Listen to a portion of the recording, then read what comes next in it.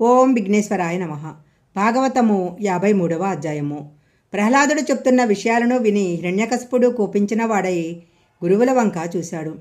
మేమేమీ చెప్పలేదు మహాప్రభో అన్నట్లు హడలిపోయి చూస్తున్నారు చండామార్కులు. ఈ పద్యాలన్నీ నీకెక్కడి నుంచి వచ్చాయి? శ్రీమన్నారాయణని సేవించాలని ఎలా చెప్తున్నావు? నీకీ భక్తి ఎలా కలిగింది? వాళ్ళెవరో నాకు చెప్పు, వాళ్ల సంగతి చూస్తాను అన్నాడు. నీలాంటి వాడికి శ్రీమన్నారాయణుని గురించి చెప్పిన వాళ్ళు ఉన్నారని చెప్పినా నీకు అర్థం కాదు. నీ కళ్ళను మూసుకున్నావు. అజ్ఞానంలో పడిపోయిన వారికి చెబితే తలకెక్కుతుందా? అజ్ఞానావస్థలో కోరి కూరుకుపోతూ సంసారము సత్యమని నమ్మే నీలాంటి అహంకారపూరితమైన వ్యక్తులకు ఎవరు చెప్పారని చెప్తే నీకు అర్థమవుతుంది అన్నాడు ప్రహ్లాదుడు. అతని మాటలు వినేసరికి హిరణ్యకశిపునికి ఎక్కడలేని ఆగ్రహం వచ్చింది. రాక్షసులను పిలిచి వీడిని చంపండి, తీసుకెళ్ళి మంచులో నిలబెట్టండి, కొన్నాళ్ళు అన్నం ఇవ్వటం మానేయండి, తరువాత వీడి నవరంధ్రాలు మూసేయండి, తరువాత నేను నా మాయను చూపెట్టి భయపెడతాను, మరుగుతున్న నూనెలో వెయ్యండి, పర్వత శిఖరాల మీద నుంచి కిందికి తోయండి, ఏనుగులతో తొక్కించండి, సముద్రంలో పారేయండి అన్నాడు. తనను శూలం పెట్టి రాక్షసులు పొడి చేస్తుంటే, పర్వత శిఖరాల మీద నుంచి కింద పారేస్తుంటే, సముద్రంలోకి విసిరేస్తున్నా, కింద పడేసి ఏనుగుల చేత తొక్కేస్తున్నా, రాక్షసులలో తండ్రిలో అందరిలో కూడా శ్రీమన్నారాయణని చూసి పొంగిపోతుంటే గుప్తరూపంలో స్వామి లక్ష్మీ సహిమేతుడై వచ్చి ప్రహ్లాదుని పట్టుకున్నాడు. ఇంతమంది కలిసి కుమ్మితే ఏమీ జరగటం లేదు.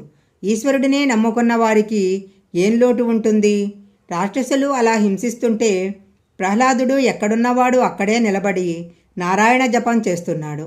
అంతకంతకు తేజోవిరాజితుడైపోతున్నాడు. హిరణ్యకశిపుడికి ఒక్కొక్క వార్త వస్తుంది. ప్రహ్లాదుడు ప్రకృతికి అతీతమైన స్థితిని పొందాడు. తన వాడైన కారణం చేత, తన యందు భక్తి కలిగిన కారణం చేత ఈశ్వరుడు ఆనాడు ప్రహ్లాదుడిని రక్షించుకున్నాడు. హిరణ్యకశిపుడు రాత్రింబవళ్ళు విషన్నవదనంతో కూర్చుని ఉన్నాడు. ప్రహ్లాదుని చంపటానికి ఎన్ని ఉన్నాయో అన్నీ ప్రయోగించాడు. కానీ అతడు చచ్చిపోలేదు. కనీసము నీరస కూడా పడలేదు. పైగా తాను ప్రయత్నించే కొద్దీ పిల్లవాడు ఎక్కువ తేజస్సు పొందుతున్నాడు. అప్పుడు గురువులు బెంగ పెట్టుకోవద్దు. చావుతో సమానమైన మందు ఒకటి మా వద్ద ఉంది. వీటిని తీసుకెళ్ళి అది వేసేస్తాము. ఈ పిల్లవాడికి వయసు వస్తుంది కాబట్టి చాలా గొప్పగా రకరకాలుగా కామశాస్త్రాన్ని బోధ చేస్తాము. వీడు భ్రష్టుడైపోతాడు, సంసారమందు అనురక్తి కలుగుతుంది అని చెప్పి పిల్లాడిని తీసుకెళ్ళి అతనికి శాస్త్రబోధ ప్రారంభించారు. పరమ సంతోషంగా కూర్చొని గురువుల చెప్పినది చక్కగా నేర్చుకున్నాడు. ఒక రోజున గురువులు తమ గృహకార్యాలను నిర్వర్తించటానికి లోపలికి వెళ్ళారు. అప్పుడు ప్రహ్లాదుడు పిల్లలందరినీ పిలిచి, మీరు ఈ ఆటలు ఎంతకాలం ఆడతారు? నేను మీకు ఒక విషయం చెప్తాను. మీరందరూ కూర్చోండి.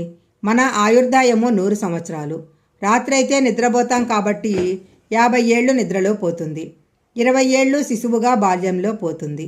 ఇంకా మిగిలింది 30 ఏళ్లలో మన కోరికలని అక్కర్లేని వాటికన్నిటికీ తగులుకొని హరిషడ్వర్గాలకు లొంగిపోతాయి. నా మాట వినండి. ఈ పంచభూతాలను 3 గుణాలను 27 తత్వాలను నిర్మించి మాయచేత పరమాత్మ ఈశ్వర దర్శనం కాకుండా కప్పి ఉంచాడు. ఆత్మ ఒక్కటే స్థిరంగా ఉంటుంది. మీరందరూ ఆత్మదర్శనాభిలాషులు అవ్వండి, నా మాట నమ్మండి అన్నాడు. వాళ్ళు, ఈ పాఠం చాలా గమ్మత్తుగా ఉంది. నువ్వు మాతోనే కలిసి ఇక్కడ చేరావు, మాతోనే చదువుకున్నావు. గురువులు మాకేం చెప్పారో నీకు అదే చెప్తున్నారు. గురువులు చెప్పని విషయాలు నీకెవరు చెప్తున్నారు అని అడిగారు. అప్పుడు ప్రహ్లాదుడు, మహానుభావుడైన నారదుడు చెప్పారు అని బదులిచ్చాడు. అప్పుడు వాళ్ళందరూ, నారదుడు నువ్వెప్పుడు కలుసుకున్నావు, ఎప్పుడు నేర్చుకున్నావు అని అడిగాడు.